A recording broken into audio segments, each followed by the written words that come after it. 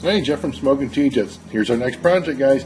A lean machine made by GM. I saw these like the prototypes back in '82. GM was starting to come out with these into the futuristic concept cars, like a single-person, double-person car, and they would actually lean when you went into a turn. So I had great attraction to these things, and then when Hot Wheels came out with them, I wanted to turn one into a T-Jet, so that's what I did.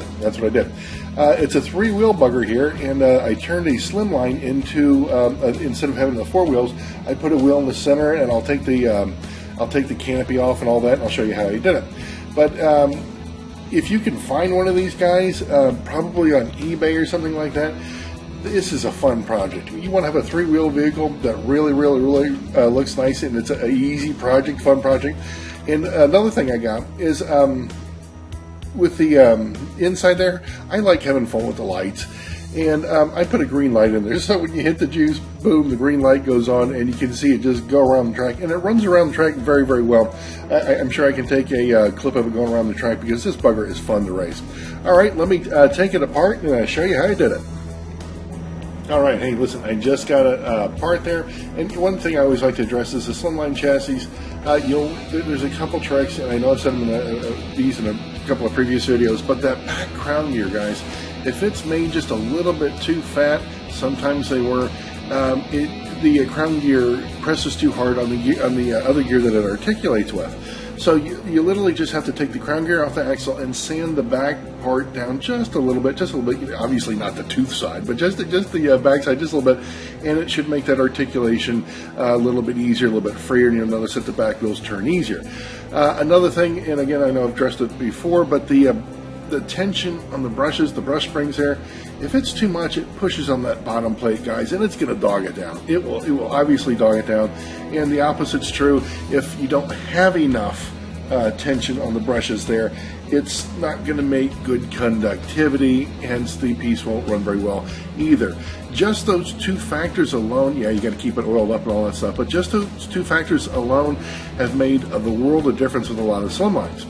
Now listen, here's what we got going on. Again, I got it torn apart here, and it's three wheels, and we'll address that here in just a second. The first thing I'm sure you guys have noticed, I've got some neodymiums on there.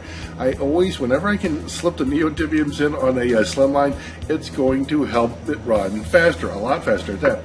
Now you see the light going on. I got the light there, the green light. The wires go to the side. They're not soldered in. They're just tucked underneath the plate there. They're just tucked underneath the plate. I know I've said there's a couple ways to do that, and that's the way I chose to do this one.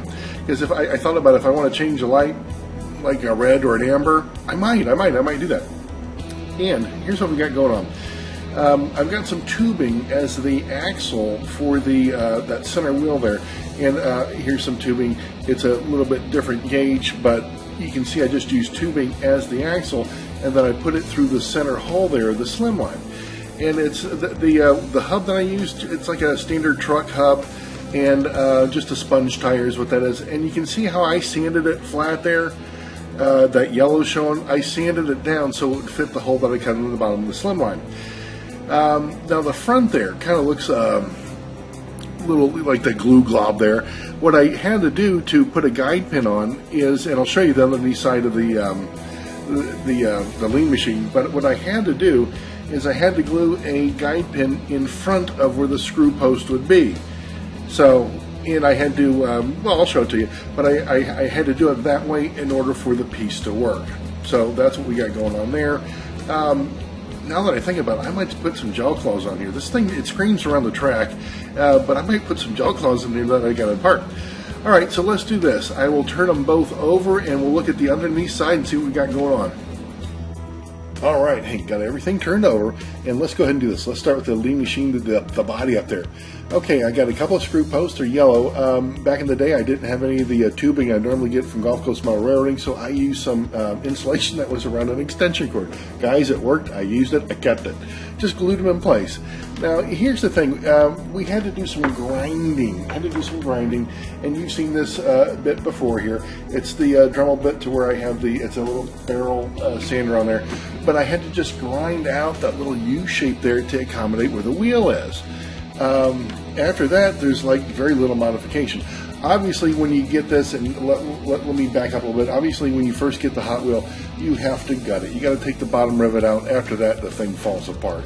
So that being said, and I've covered that in a number of the other videos, you literally just have to take your time, drill out that bottom rivet, and these cars just come apart. They just come apart. Some of the cars have 2 rivets, but a lot of times they have 1, and once you get the 1, the car does come apart.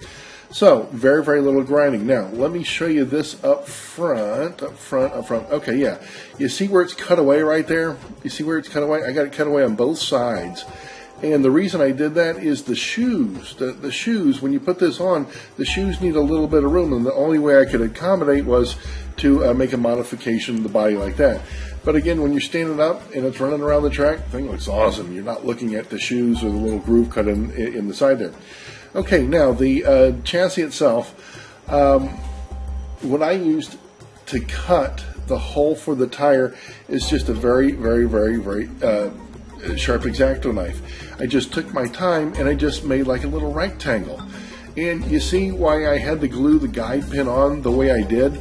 Because there's just very, very, very little plastic left. Again, I had to make sure, hey, this is where the tire's going to go. There's little plastic left, so that's how I made it work. And the guide pin, it extends out in the front, you know, further than the chassis normally would, but it still works. It still works. It works real good. And God, I'm still thinking about putting some jaw claws in there. Now I see those skinny old tires. But guys, that's how you do it. It's very easy. And again, the lighting, I just tucked it into those sides right there. That's all I did. That's all I did. So let me do this. I'm going to reassemble. There's really nothing else to it, guys. You know, a couple of screw posts, a little bit of grinding, you're done. You just keep grinding until it fits the way you want to. And again, the front wheel, it just spins on that little axle, and I don't have that axle glued in. It holds well enough in that hole to where I never have to mess with it. It will slide out. It'll slide out, but it doesn't come out. So let me do this just for fun. I will take a quick shot of it go around the track. It's this thing. It's a blast. It's absolutely a blast. All right, guys. Hope you enjoyed the video. Jeff from Smokin' T-Jets.